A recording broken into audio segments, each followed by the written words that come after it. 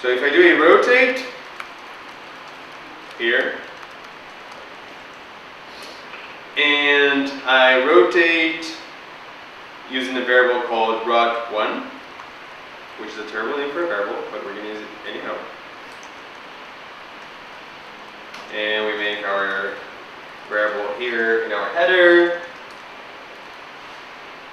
And we go to setup and we say rot1 equals 0. And we go here and we say rot1 plus equals 2. 1 plus plus. So what this is going to do is that it's going to translate the whole system to the middle of the screen and then draw this circle.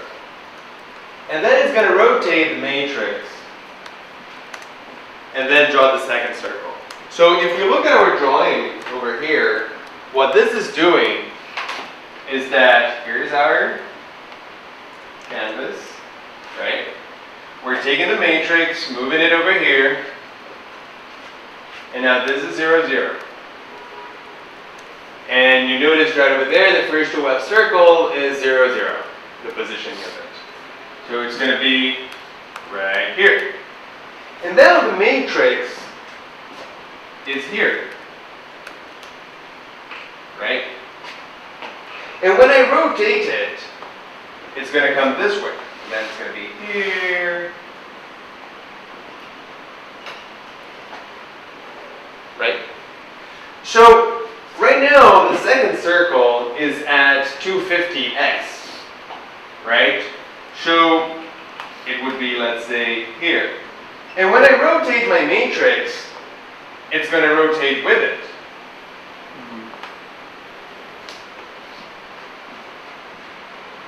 Let's try this out.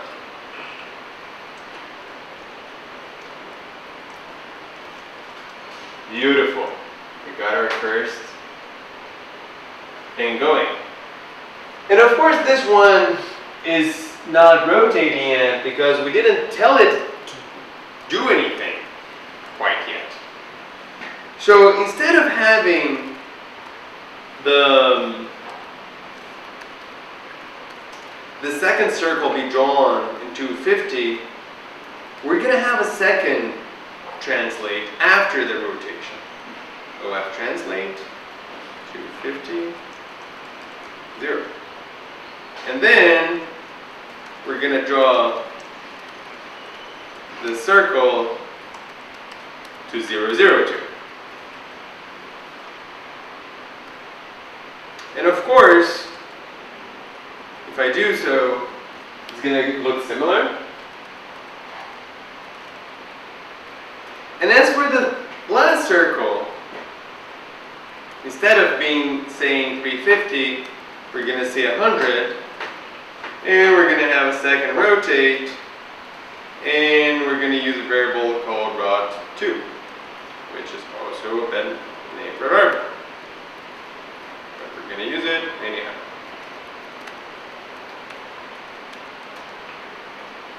I'm going to say that rot2 equals 0. And it's going to go faster than rot1. So let's say 4.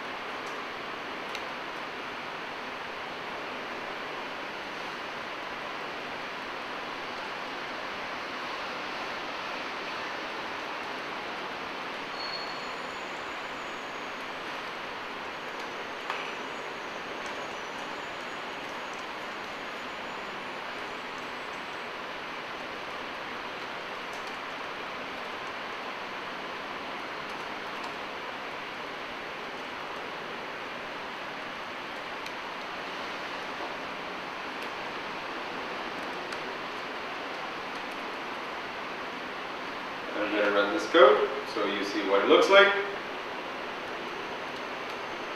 And it looks like a chip.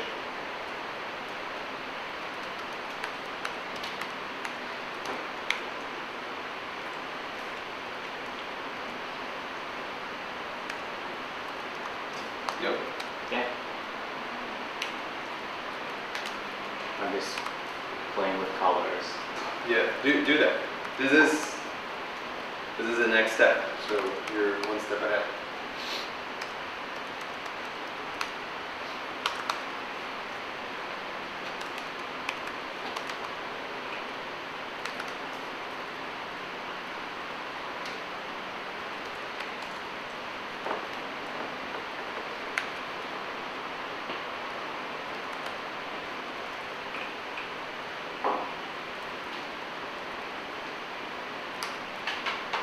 Is it working for you? Yeah, working? Working? Yeah. Yeah. Is it working for you, one? Almost there. Tell you right now.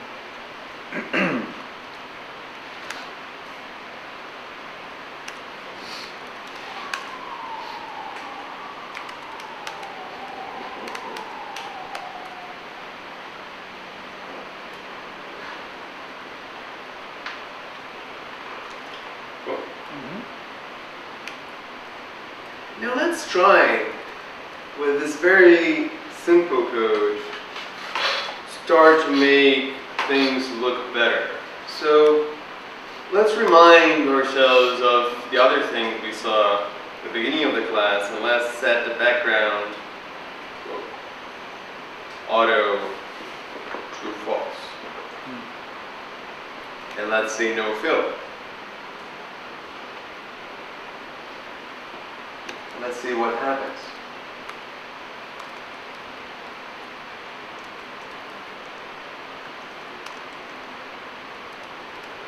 And then with very little code, you can start tweaking things and make they look the way you think they should look. So let's try to make these increments really small. Let's try to make this 0.5. Let's try to make this 2.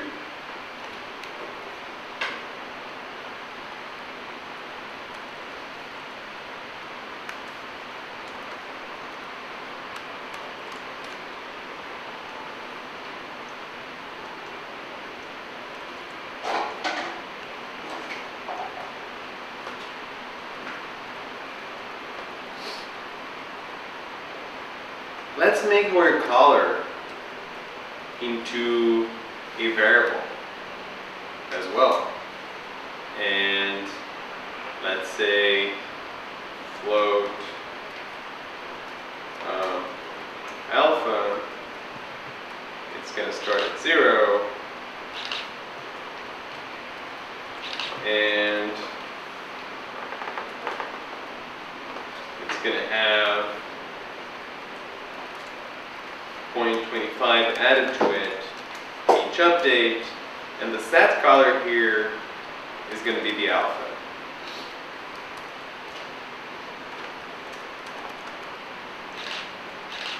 And this one is not working.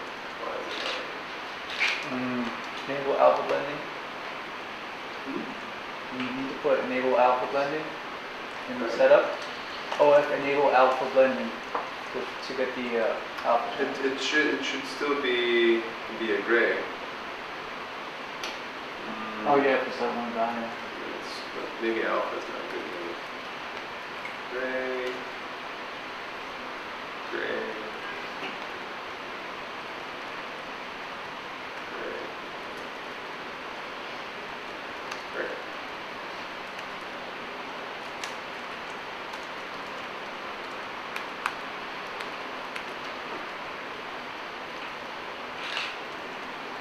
No luck.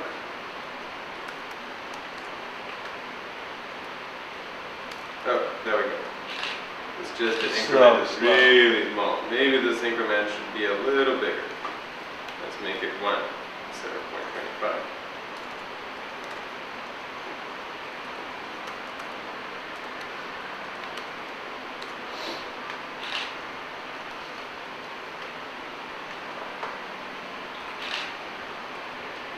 make this thing a red.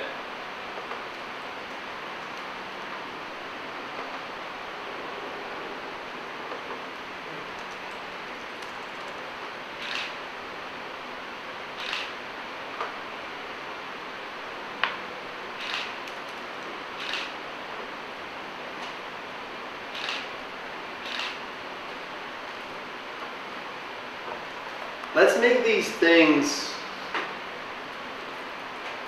go back and forth like our pulsating circle. Let's make one of these circles pulsate as well.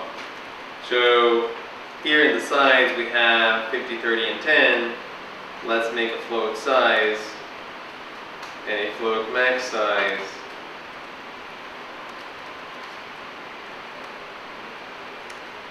Size equals 0. Max size equals 100.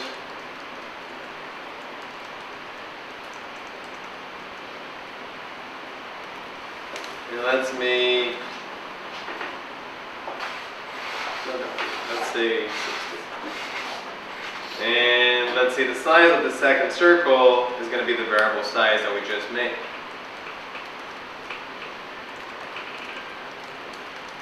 We also need a variable called increment, right? And we're going to say increment is equal to 1.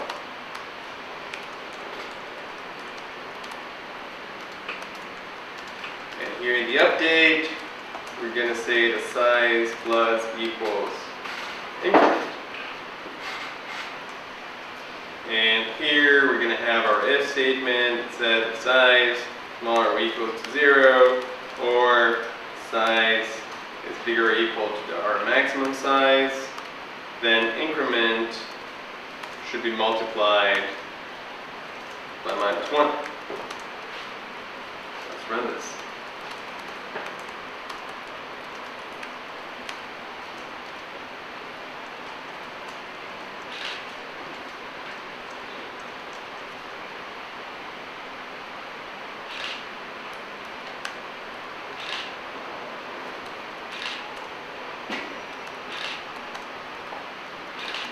Let's use another OF function called line width. OF set line width. And let's make it really thin. OF is actually very bad at that. Let's try it.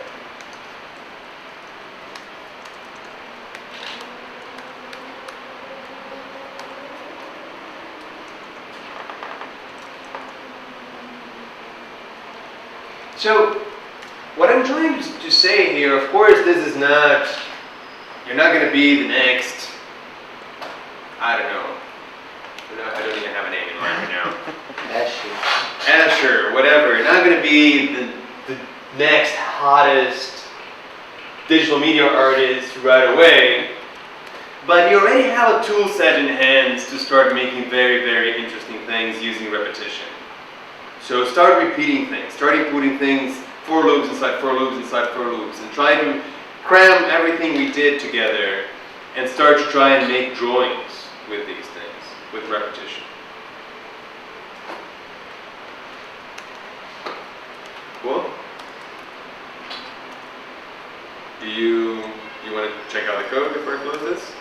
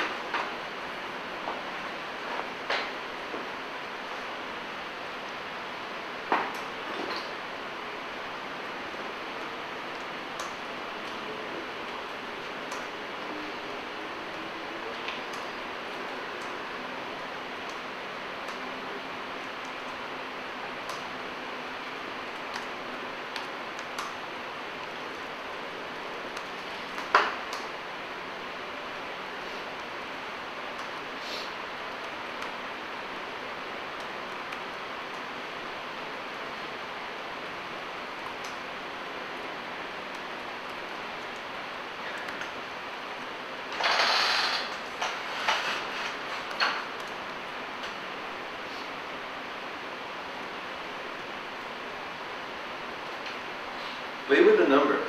Hmm. Let's try 600 instead of 60. In the maximum size.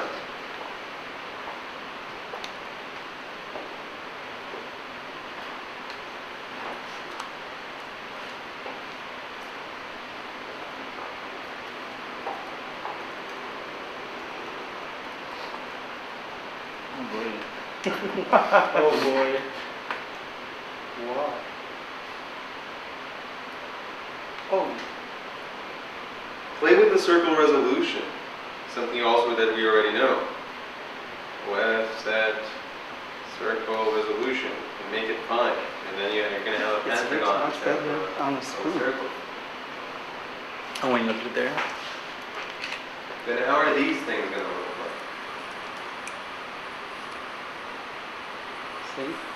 Nice. Yeah.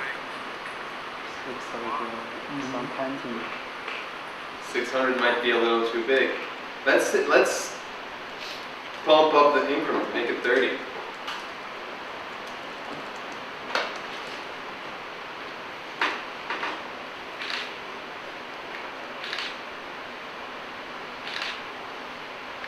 You sort of get the gist, right? Do this over and over and over, watch, rinse, repeat, look at the screen, look what you come up with, and then create, right? This is what creative coding is all about. Cool. Now moving on to physics. I am determined to teach you all of openFrameworks today. Ha. These are the circles. Okay, And these are let's go back to here. We still have to see rotating angles. gravity, I think easing in and out, and trigonometry so much in the next half an hour. All right. So it appears as if they're all at different places. So remember here that everything could be set to be a variable, and everything that is set to be a variable can obey certain conditions. So, for example, here we use gray as a variable for the red value in the color, but I could have 3 different variables for each one of the channels, and I could have one of them set to random, 2 of them set to random. I could have all of them random. I could have different color modes. You should look in the documentation for that, or ask me and I'll gladly answer you. Look into, right now we're just varying the size of the circle in the middle, but we could have size 1, 2, and 3. Why not? Try that out too. But enough with drawing to the screen. Fire up project generator, 05, gravity. Open Finder, find your new project, fire it up.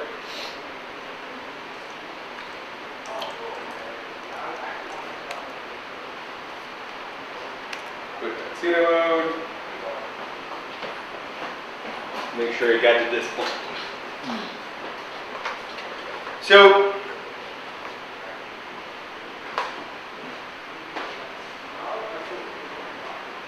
for this part, we're going to go back to high school physics as soon as I find the cleanest thing for the... It's not dry erase scale? Spit on it.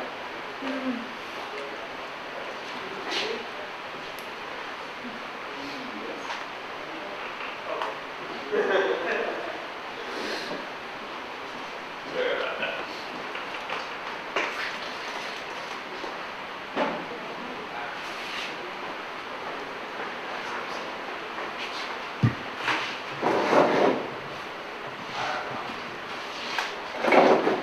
So, we're going to do bouncing ball again, but this time our ball is going to start at the screen.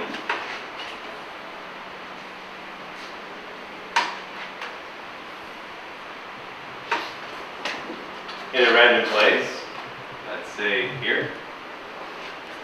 And we're going to pretend that you threw this ball in a certain direction, in a 2D space, of course. So let's say we're here, and then we threw a ball over there, and then it should bounce off all of these edges, but there should be gravity, right? So this ball has a mass, it has a weight, and gravity is a force that pulls this ball towards the ground. When it reaches the ground, it's going to, the ground's going to react on it with the force of same, oh my god, English terminology, same magnitude? Yeah. Magnitude, yeah. Yeah. And it's going to repel this ball back to the air, it's going to bounce again, it's going to bounce all around, right? So, we know that a force is equal to a mass times an acceleration, right? So for us to make it all of this easier, let's say the mass of the ball is 1. So the force is actually going to be exactly the same as the acceleration. So when we define our gravity variable, it's going to define an acceleration that affects the y speed of this ball. So when I throw the ball, it has an x and a y speed. It has an x speed in this direction and a y speed in that direction. And when the gravity starts acting in it, it's going to pull the ball down, affecting the y speed but not the x speed. So it's going to do like that, it's going to bounce off corners and then bounce back. Let's see how that looks like. Good. So the first thing we got to have here is, of course, our position for the ball, position x, position y. We're going to need a speed. Let's do velocity. It's a better term, right? Velocity x, velocity y. And we're going to need a variable for gravity.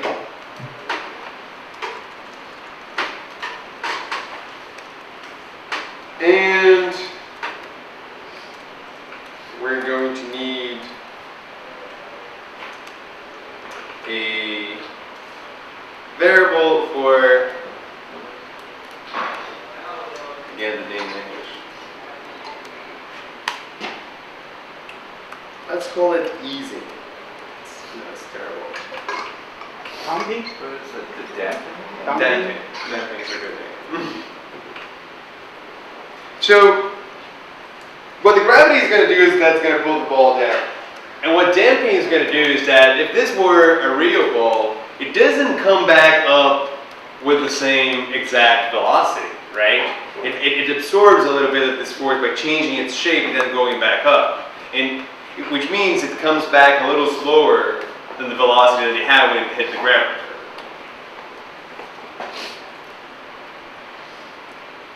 So let's start by making our position x a random of the width, and openFrameworks has a very useful function for that. You can just do OF random width, and it's going to give you a random number between 0 and width. And you can do the same for position y with the height.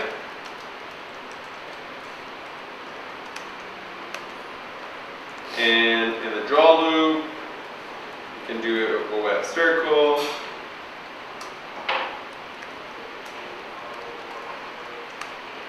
It's going to have position x, and position y. It's going to have a radius of 10. If I run this code, sure enough, there's a nice little bubble somewhere in my screen. While you check out what's going on to know. I'm going to do my favorite white background.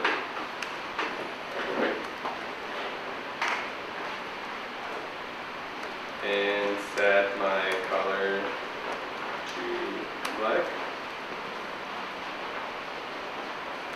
And we're going to start, we're actually redoing here the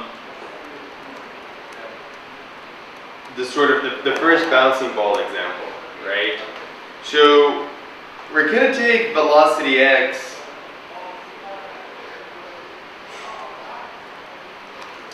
and we're making it a random number between, let's say, 3 and 5. And I'm making them both positives because I'm assuming I'm always throwing the ball in the same direction.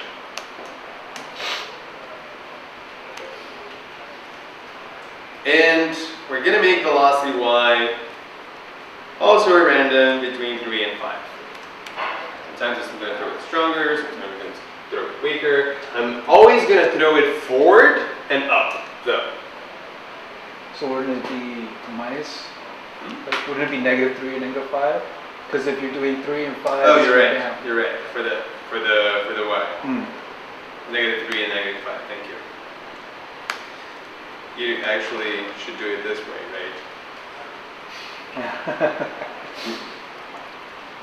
It works either way, but it's just And yeah. the smaller number should be before. It still doesn't do anything. Mm-hmm.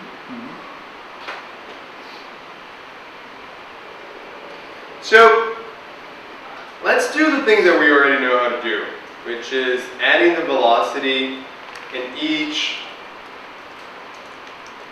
update loop to our position. And let's do our if statements that if the position x is bigger or equal than OF get, right, so smaller or equal 0, or position x bigger or equal OF get width,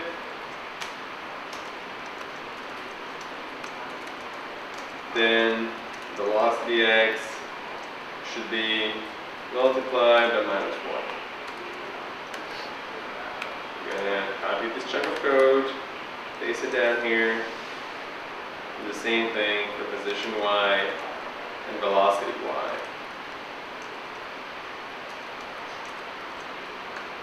Okay, now if I run it, yay, boom. It's doing that thing we know it does. Oh, of course, it should say height here. That's, yeah.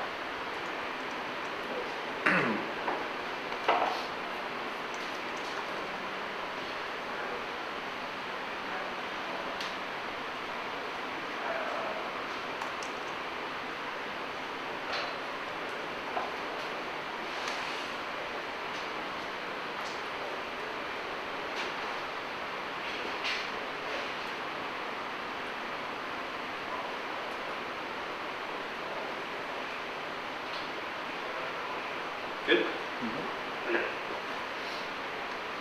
So, the first thing we're going to do is define a gravity. Sorry. Gravity is equal to 1.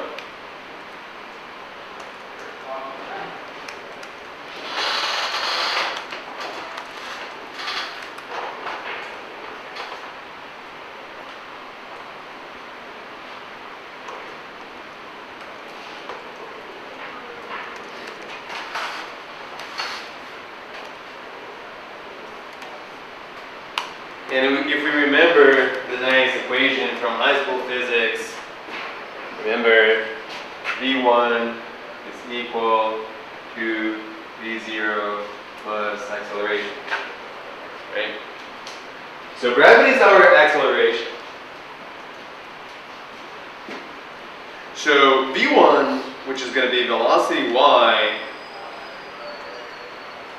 we're going to add to it the value of gravity.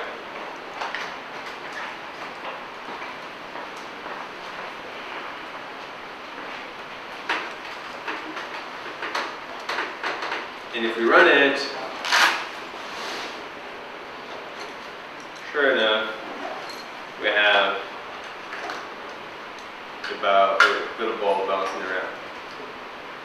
Kind of like flubber. And it went away forever. Ah, there we go. But as we said before, there's also that sort of absorption, right? It doesn't come back up with the same force. It actually doesn't bounce off walls and come back with the same force.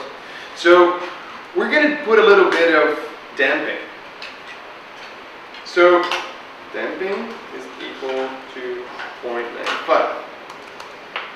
And instead of having only it multiplied by -1, we're also going to take that -1 and multiply it by the damping.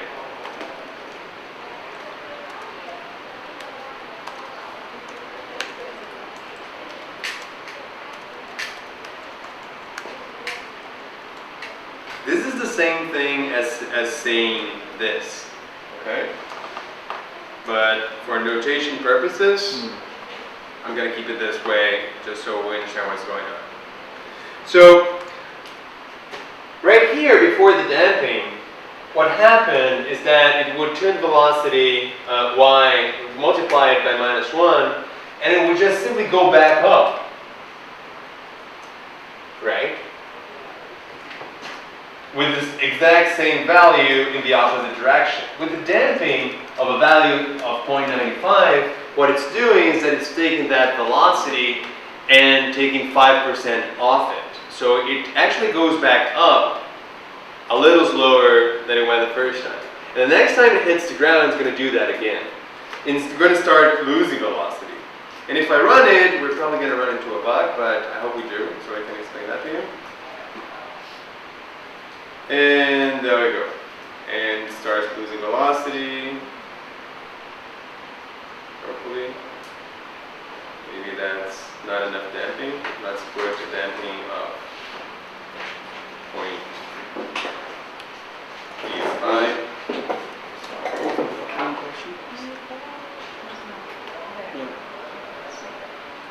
And it becomes much heavier and it starts losing velocity really well, really fast. And you're going to notice there's a little bit of bug. It sort of gets stuck So under the screen at some point. You Yeah. drop here, but you Does yours do that too? yeah, you Go to project generator. Are we good? Or I can wait a little longer. Good. So let's do project 6 and call it Zeno. Whoa. And generate project.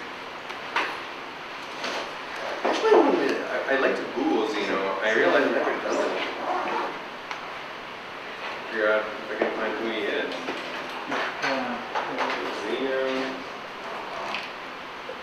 Zeno, the original. That's the xenophobia.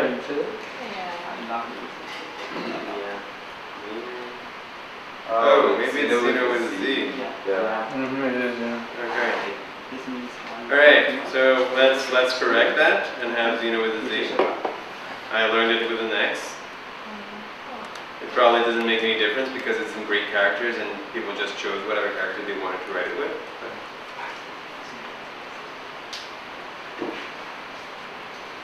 So, Zeno was this Greek philosopher that made a bunch of paradoxes. And one of them is really relevant to movement, algorithmic movement. And the paradox of Zeno is that if he was sitting in his living room and he started walking towards his door, but he could only walk half the way each time, he would walk forever and never reach the door. Right? So let's say my door is that fan. I'm gonna walk half of it, half of it, half of it, half of it, half of it, and never reach the fan. So we're gonna use this in algorithms for you people who developed in Flash or who make motion graphics in After Effects to do easing. So using the same principle, we're going to make things move faster when they're further away and slower when they're closer, right? Because I'm going to make a big step, because I'm going to take half the step when I'm far away, it's going to be a big step, and then my steps are going to get smaller and smaller, right? So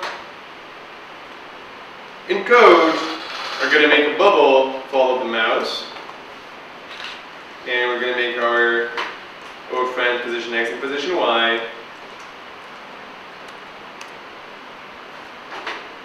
and we're actually going to set them up as 0 and 0.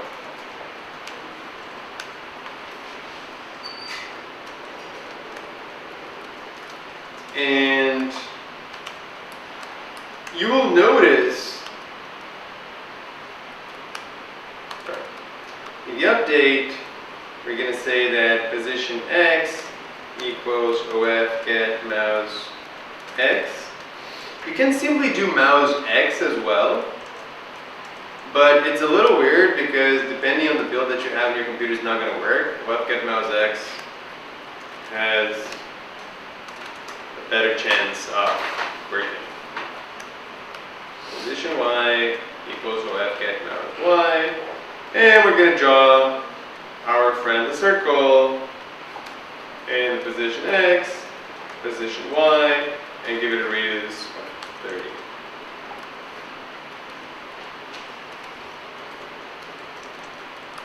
That over here, I'm going to put my background white, add my color black.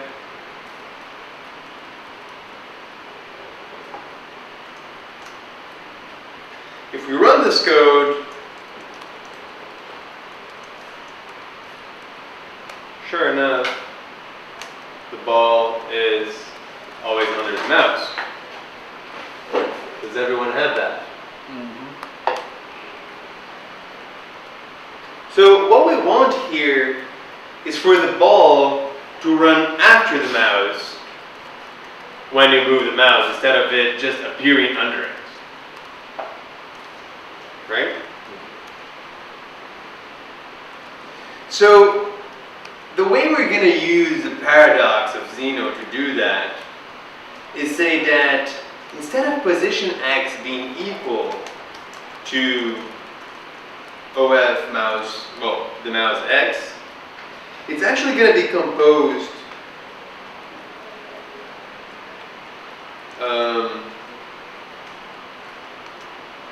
90%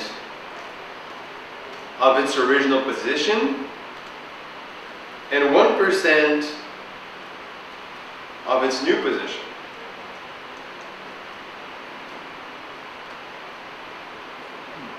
So instead of saying, like here we have position Y, that it's just equal to mouse Y, you're going to say the new position X is going to have 90% the value of position X and 1% the value of the mouse X. And we're going to do the same to the position Y.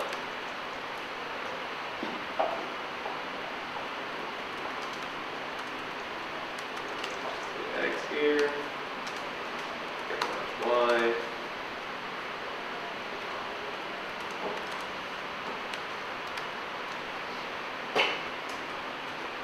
Now run the code. And we have a nice smooth movement that gets eased when you move the mouse. And you can make the ball go slower, right? You could say 95 and 0.05 instead of 9 and 1.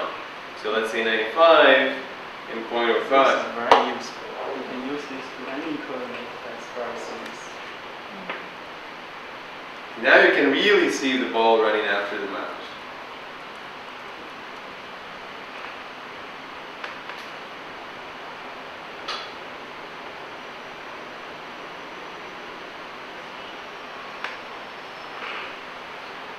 Is everyone happy with that? Is it working? I find Xeno to be one of the most gratifying things to learn because it's so simple and it works so easily. Yeah. Yeah. And when you're making some, you know, like currently I'm making some like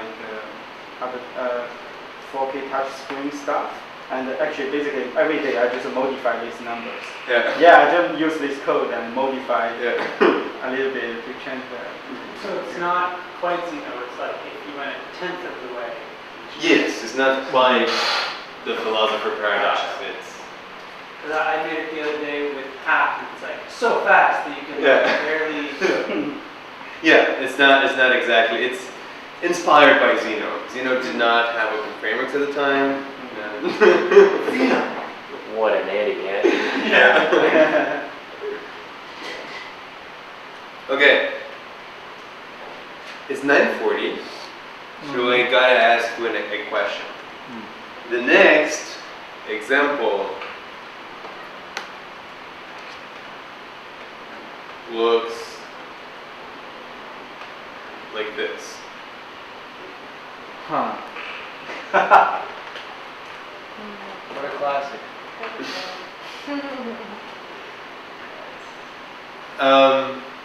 And my question is, can you take any more tonight? Because I can teach it. They get my copy. I gotta head on. I gotta go, yeah. Yeah. Good. I can talk about trigonometry, not talk about the code. You already know trigonometry. You want to hear it? I'll quickly talk about trigonometry then. Enough coding. And then I'll go to the processing website that has an amazing tutorial, as I mentioned. We might not have time to go through that. And the code from the example is just plainly ported from Ira Greenberg's processing example of trigonometry translated to openFrameworks.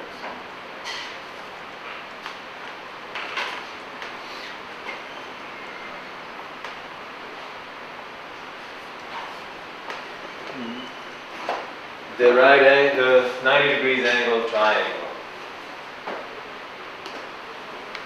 The beast of all geometry. To understand trigonometry, you should see this triangle like this.